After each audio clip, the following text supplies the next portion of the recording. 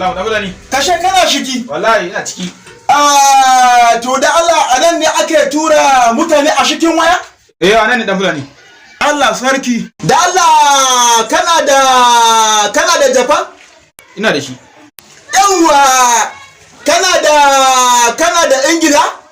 Ina da shi. Yawwa kana da America? Ina da shi. Yawwa mutumina.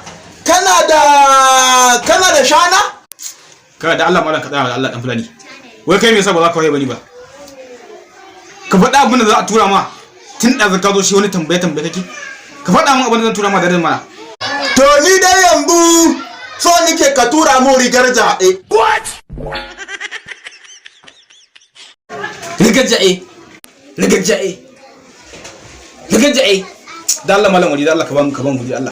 Wai ku me yasa ɗan fulani na yanzu ba za ku waye bani?